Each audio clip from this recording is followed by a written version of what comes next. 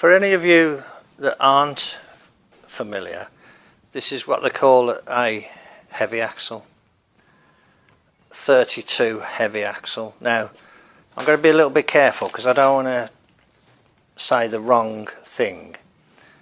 But my understanding is that this was the standard axle fitted to 32s. And it's known as the 32 heavy axle because maybe some cars had the normal axle.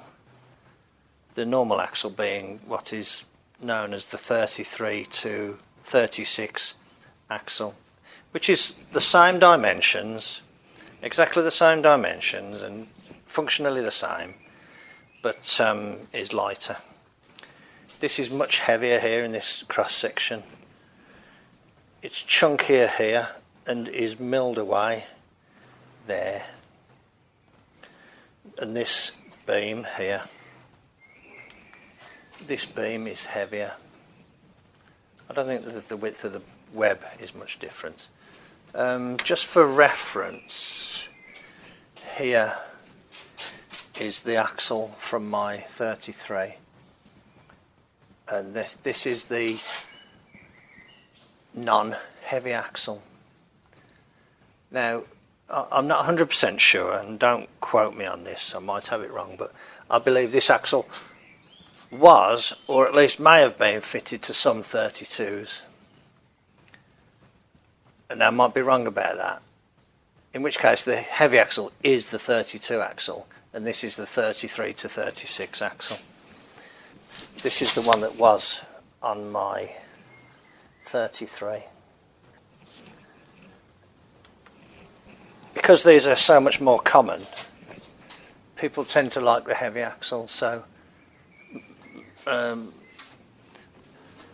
just out of interest, this axle here is a English Ford Pilot axle. Now, when this is in its stock form, it is exactly the same as the axle I just showed you, the 33 axle. When I say exactly the same, dimensionally, this one has been dropped in the UK by a gentleman called Jerry Denning. There aren't many people do drop axles, but he's one of the very few. And you can tell a Jerry Denning axle because it's kind of got lumps and bulges, which is part of the character. The thing about the English Ford Pilot was it had like a built-in jacking system. So on the Pilot beams you have this boss and these two holes there for where the jack's bolted on. So, and this one has been dropped. I thought about using this on the 32, and I might use it in the end on the 32. Who knows what I can do, 5 years down the line. It's just standing there waiting to be used. If I did use it though, I'd probably grind this away and fill the holes. I don't know. It's just extra work, isn't it? Okay, so there's a little roundup of the axles. That's the axle I'm using. And see, now you can tell all your friends, oh, I know what a 32 heavy axle looks like now. You can see, compared to the others, it's quite chunky. Okay, thanks a lot then. Bye.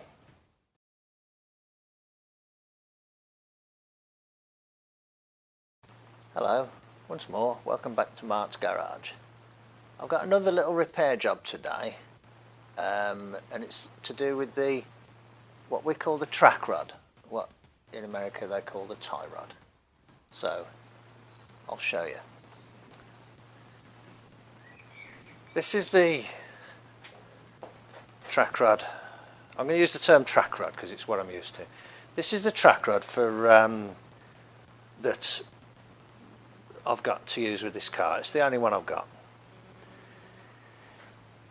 This is actually the one that was on the vehicle, and as you can see it's rather bent, and actually I'll use the other end of it to make a drag link for that car. I've just been online and had a look, and according to the illustrations of the parts suppliers, this should be 43 and 7/16, and that's 41.5. So that has been shortened by 2 inches.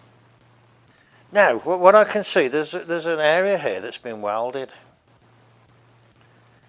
So what I'm thinking is that this was shortened to use with a dropped axle.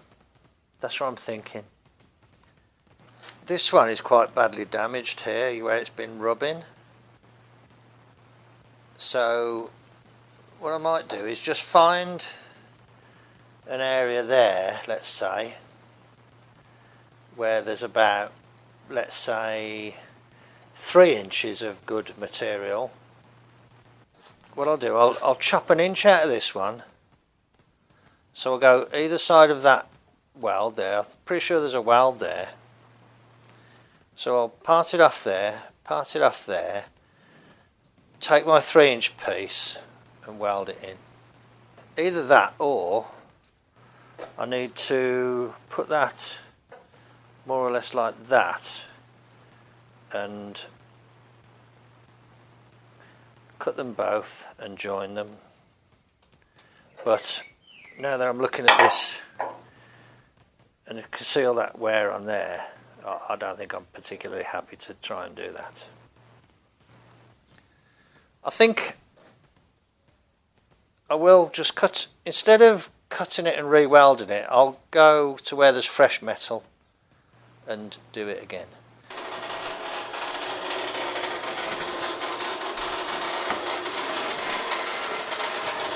I decided to use my saw instead. It does look a bit blunt. I'm just going to take 1/2 inch out of here and I can trim the ends up in the lathe. I think I need to go and have a look, see if I can find a better blade. This blade is not much better, but it is chobbling through it.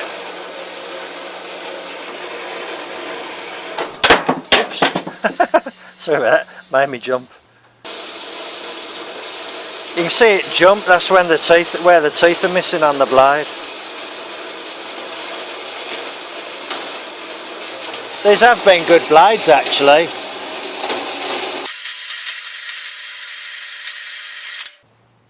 Ka-chunk. Right.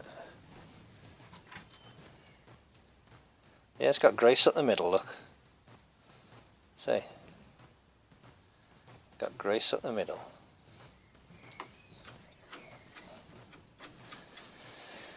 Right then, let's see if I can cut a piece out of the other one. I need to get that grease out of there because it won't want to weld very well, will it, with the grease there. Oops.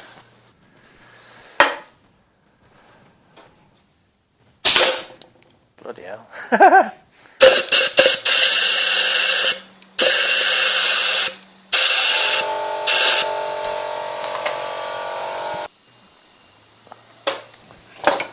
So I need to cut a piece. I need to cut a piece off here now. I wonder if that end piece is straight enough. Don't think so. It'd be a shame to cut a piece out of the middle, wouldn't it? Maybe I'll cut a piece out about there. Like that. Okay.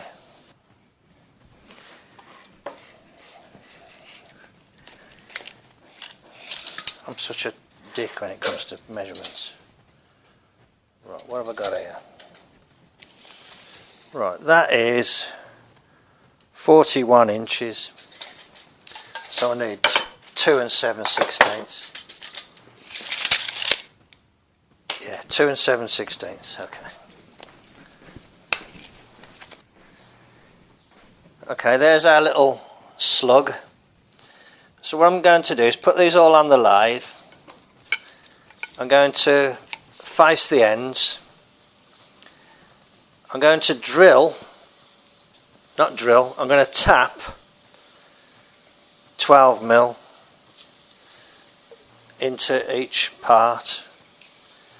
I'm then going to put a big chamfer on them, big chamfer, and then assemble them up and then weld round. So they'll be welded and have a 12mm bolt up the middle as well, a piece from a good quality 12mm bolt. So I'll go and face them all off. You don't need to watch all that. I've just told you what I'm going to do. You don't need to seal that machine in. I'll be back in a bit.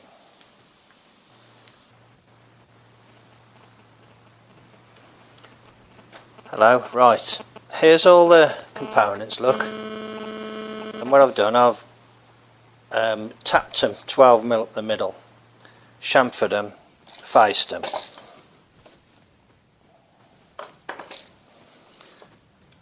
This one's actually tapped all the way through.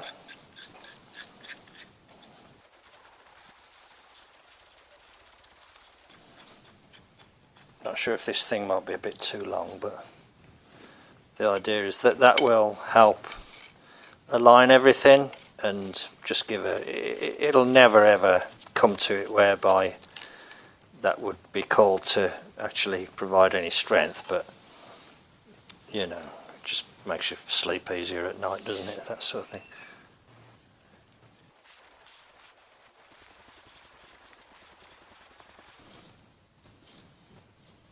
What I'll probably do is just back it off a little bit like that to get that extra bit of weld penetration down into the right down into the root.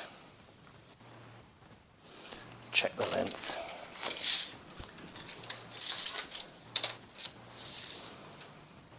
Blimey. It is actually bang on. I didn't expect that actually. I thought it might be a bit out.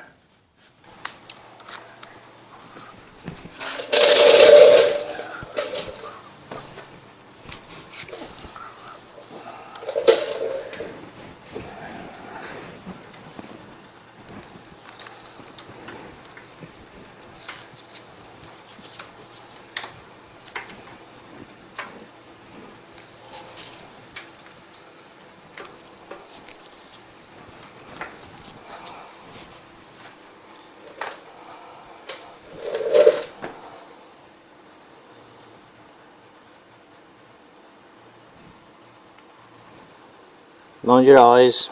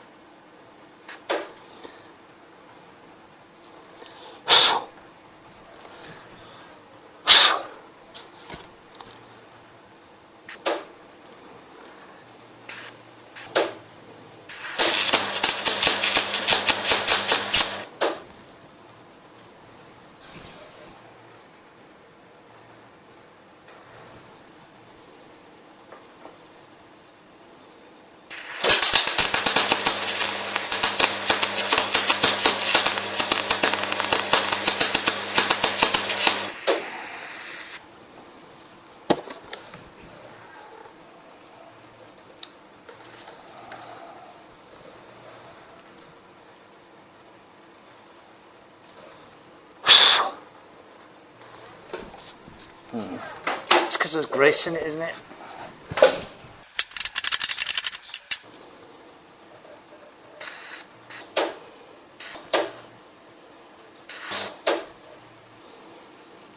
Okay.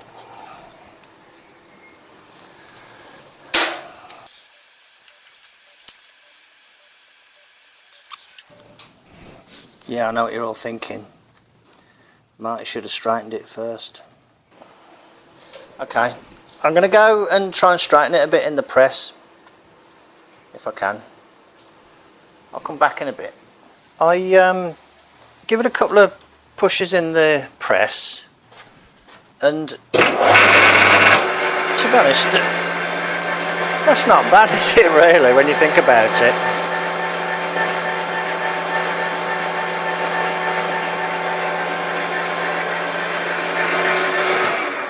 What I might do is I'll put a centre in there And I'll just skim the worst of this off, skim it off a bit, and then just take the linishing disc and just smooth it.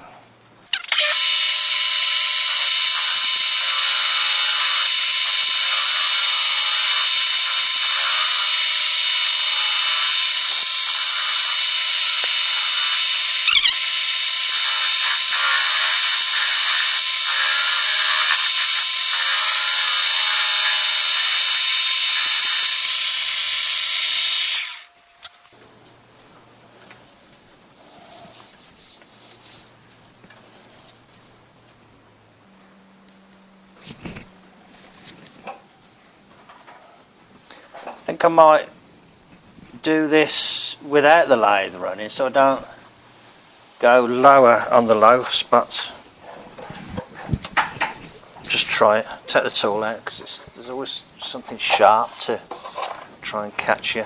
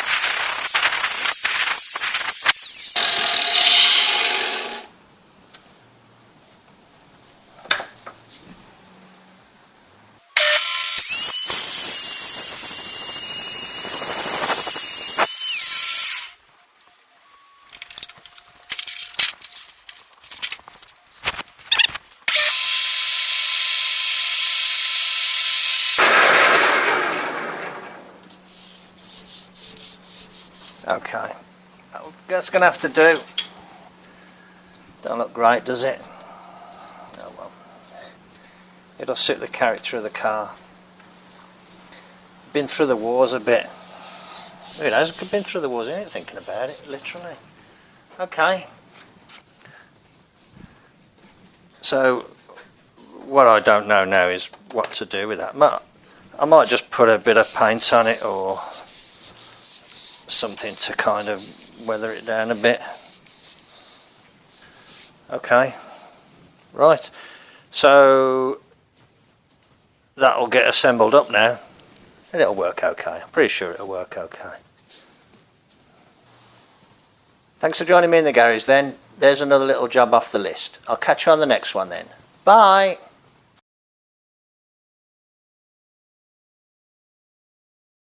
Hello. Here I've got some new old replacement stock spring shackles. Can't see any names on them. I imagine they're English. And these are the right size for the front of a 32 if you've got a 3/4 inch eye in the spring, which I have. So I thought I'd clean these up and use them because they do look to me to be better quality than some of the rather not very good repros that I've bought lately. They're quite a tight fit actually. I just had that on there, didn't I? There, so that's that. The problem is there is a problem. And that is, you see that there, and you see that. Now if you look straight down there, that looks fine. You can imagine the other one going in there, you can see straight through the hole. But this one here,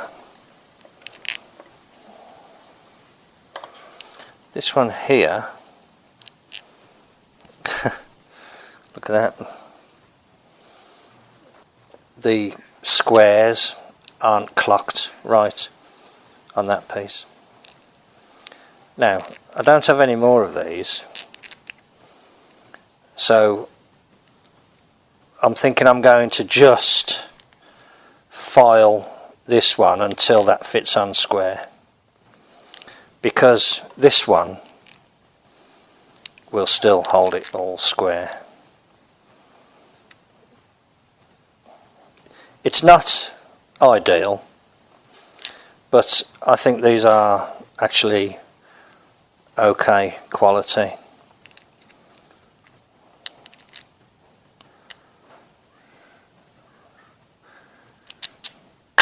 Plus I was pleased to find some. So I'm going to go and do a bit of filing. I won't show you me filing it because, well, you know, I'll just be standing there filing. But I'll show you how it looks when I've done it.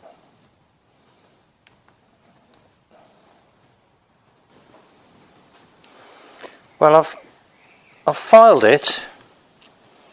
Not that end, Mart.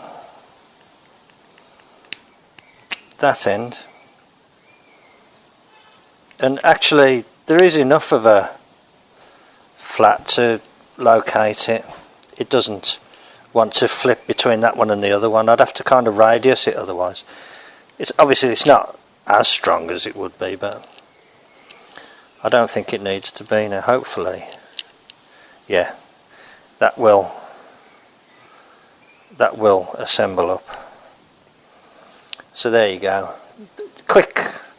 And I thought it was nice to find these new old replacement stock parts, you know, they're good old parts, nicely defined threads on them. The ones I've bought lately have been absolutely terrible.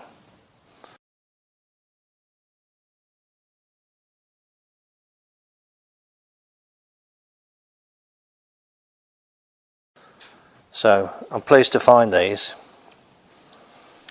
And I've got some nice deformed thread nuts somewhere that I'll find out and put them on, because they're not drilled for castellated nuts.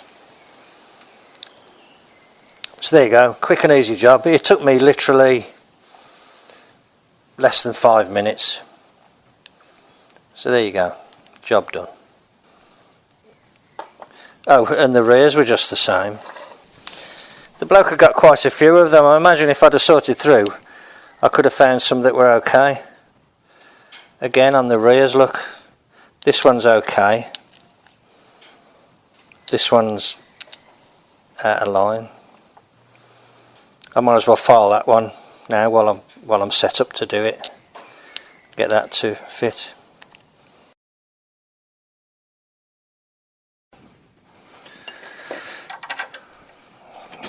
Yeah, that's alright.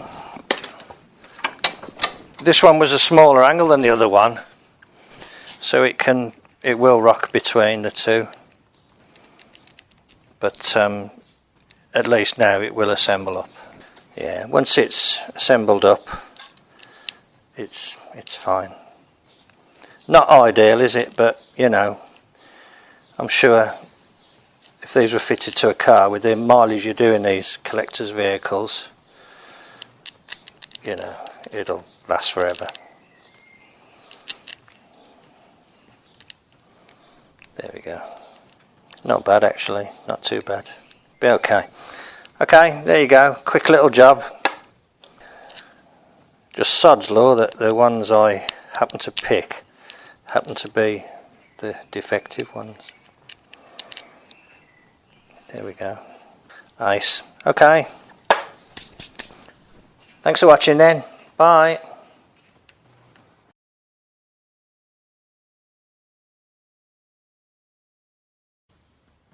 Hello, welcome to Marts Garage.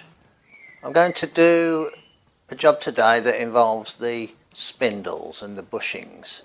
But first of all, have a look at what I've done. Look, I've had to tidy up. Look over there by my vise. This area was completely covered in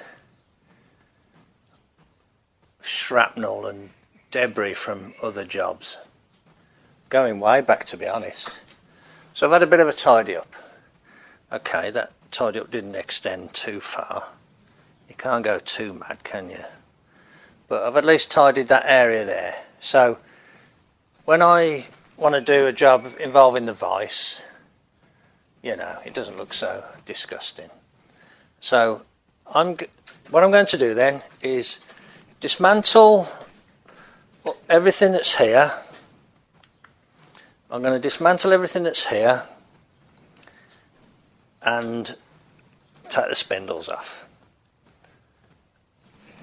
And then when I've done the spindles, I'm going to reassemble them back onto the axle, and then each individual piece, as it's, you know, prepared up and ready to go, can get bolted on. It can start to get built up. Okay, so let's get on with it.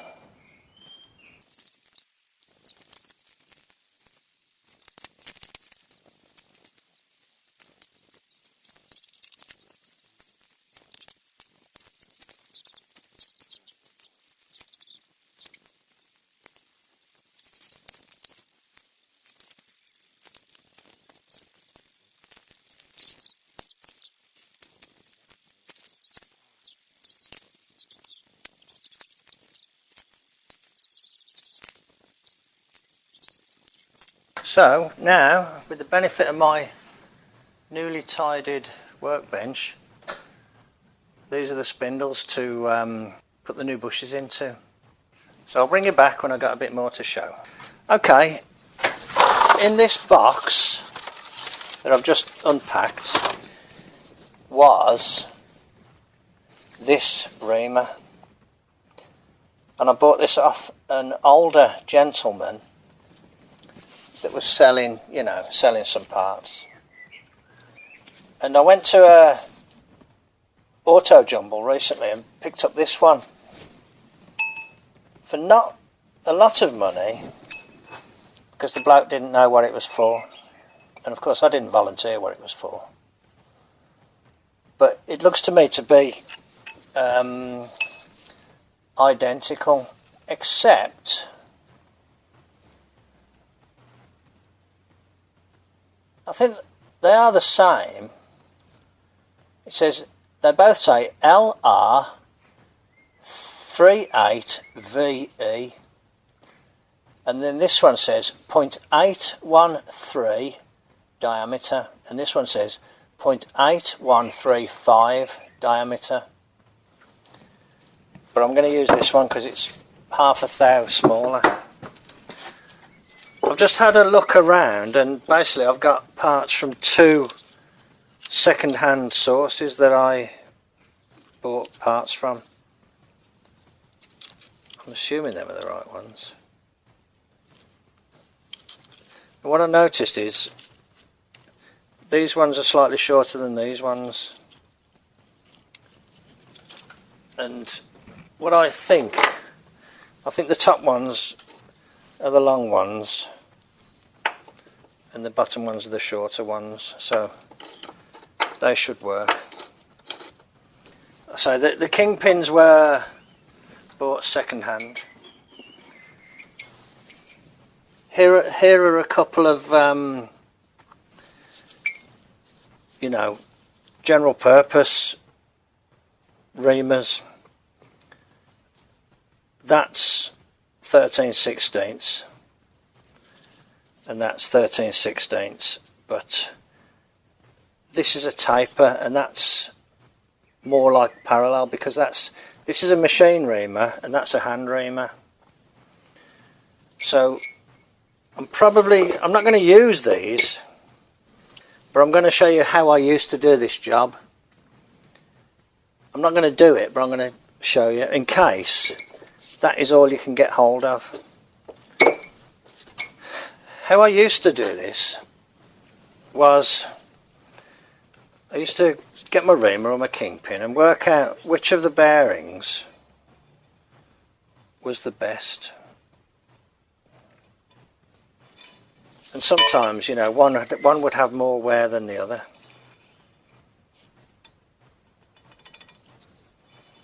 Let's say the top one's the best one. So what I used to do is take the bottom one out, push that one out, put the new one in. Then I used to go in through the best of the old bushes and ream the new one, and then put the other one in, and going through the one you've just done and ream the other one. That isn't the best way of doing it, but it will get you up and running and on the road again if you've got no other way of doing it. There are other ways of doing it, by kind of lapping them out, and people do that, but I've never done that. I've just used a reamer, and today I'm going to use this reamer and just go in right the way through them both like that. So I just wanted to show you, I've never used a hand reamer to do that job because I think the taper might hinder rather than help. I'm not sure, I don't know, to be honest. I've never used that one, but I'm pretty sure I did Kingpins with this years ago. I bought this off eBay, and you know, I did it successfully on 2 or 3 different cars. So I'm going to go and push these out now. I'm probably going to use the press, but you can do it, you know, in a vise, but you got to kind of pick your, you don't want to squeeze it across the whole width. You want to get just one of them in the jaws, but if the other one's there, it's not going to work very well. So I'm going to do them in the press. So let's go and get set up in the press, and we'll push those out. Okay, I'll bring you back in a bit. Okay, well, I haven't tried this before, so I've got to work out the best way of doing it.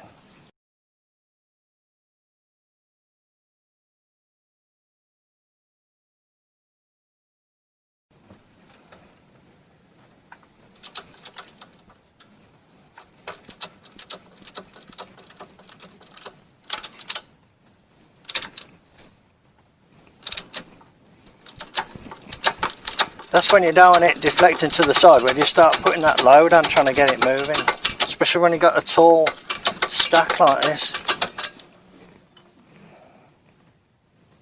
Number 1 out.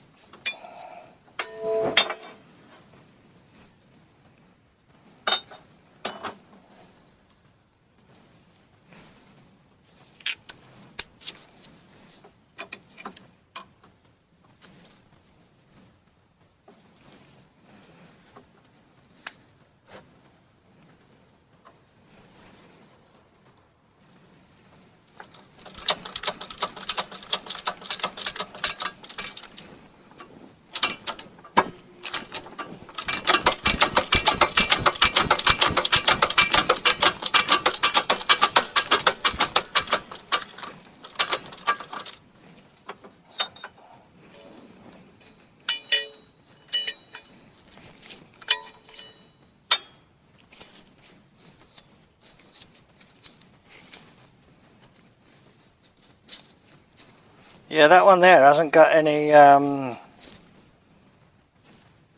chamfer.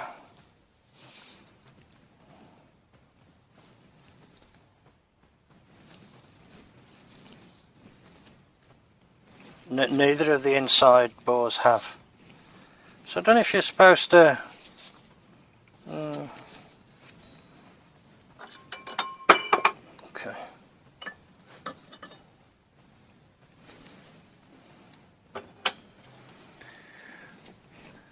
I mean, if you could rig up something like that, couldn't you, that would support it? That would be okay. You'd need 2 equally sized things to go there.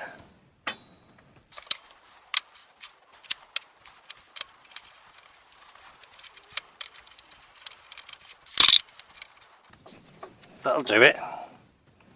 I'll go and get the other bush. Right. Long bush to the top. That's the top. There's the oil hole. Chamfer.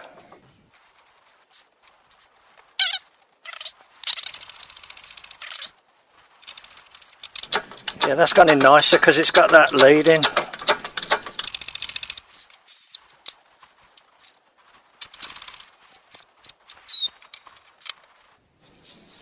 Yeah, that's alright.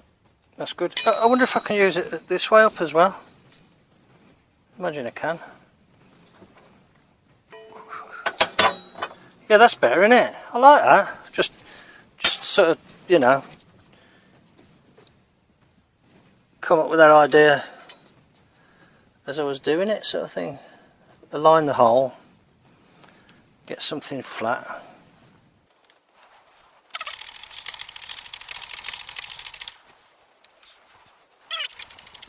That's better, isn't it? Because the chamfers are there. Did you see it all kick then? So if you see it kick, just relieve the pressure in case the press wants to kind of recenter itself.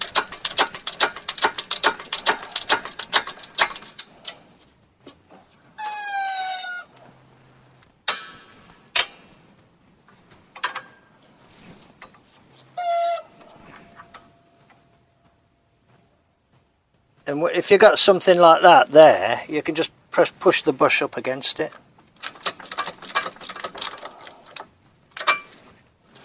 I'm not centered on the ram very well there. That's better. I think that's a better way.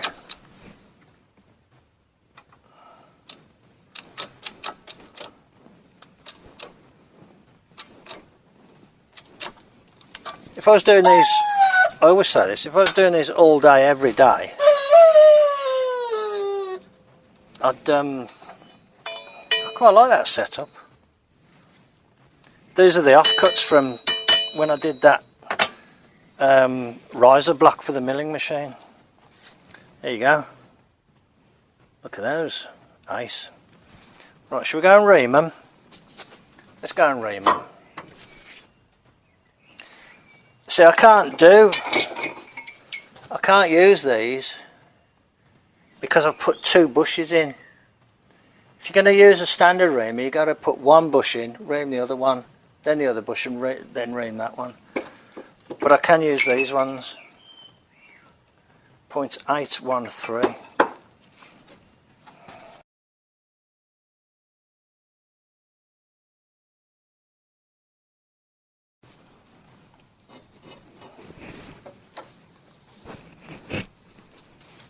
Trying to get decent angles to work at, you know. Okay, these are new bushes, aren't they? So just a case of going in with a reamer then.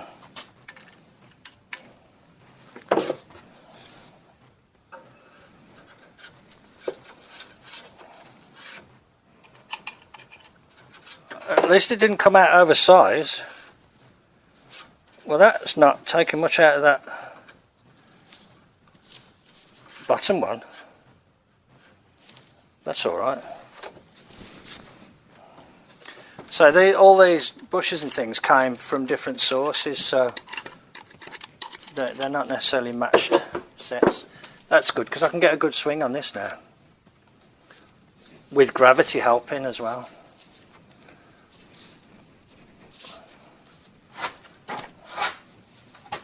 I mean, that's pulling straight away, that is.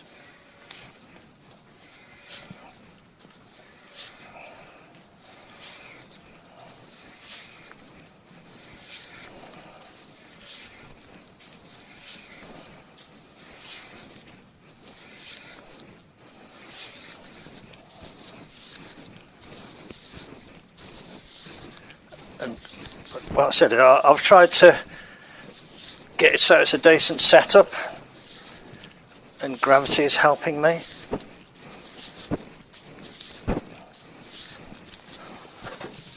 I'm not sure if I might run into the bench actually. Ooh. What I was just thinking is I could I'll blow those chips out.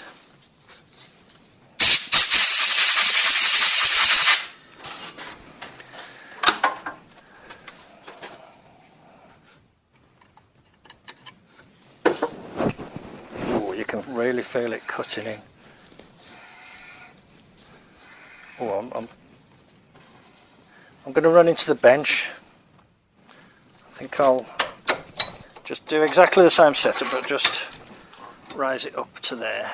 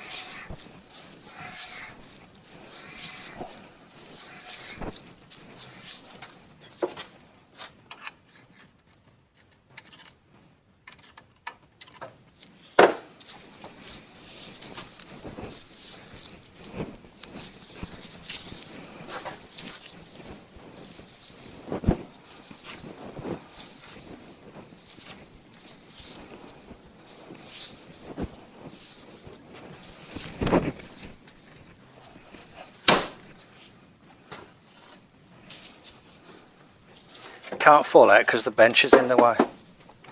Okay, good, lovely.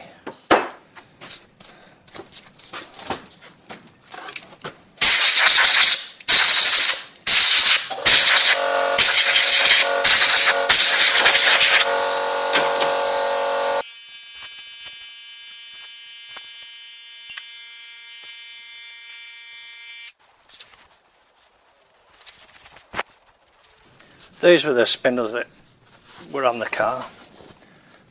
I'll show you the finish there. The finish looks really good,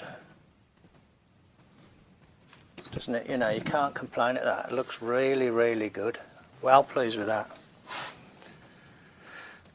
Okay.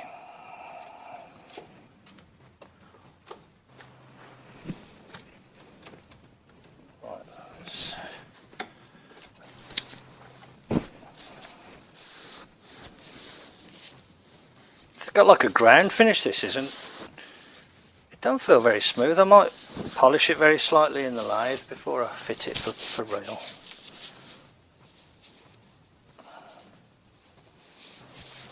Don't know if these are something that somebody's made.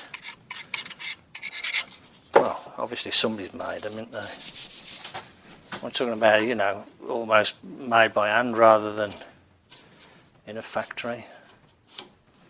Nothing wrong with that, look, perfect. No play. No play, lovely fit. Good you know, perfect alignment between the top and bottom as well. Now if you do it with the two reamers method, you won't get it that good. That's the compromise you make.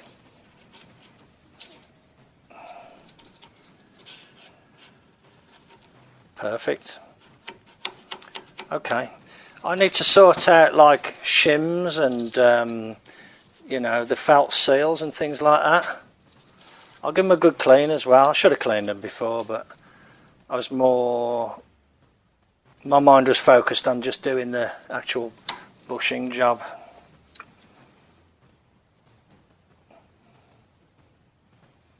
So there we go. With a little bit of a clean now, perfectly serviceable pair of spindles.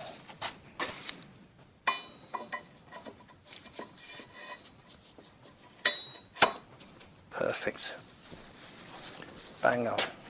So there you go, a perfectly serviceable pair of spindles, all done at home.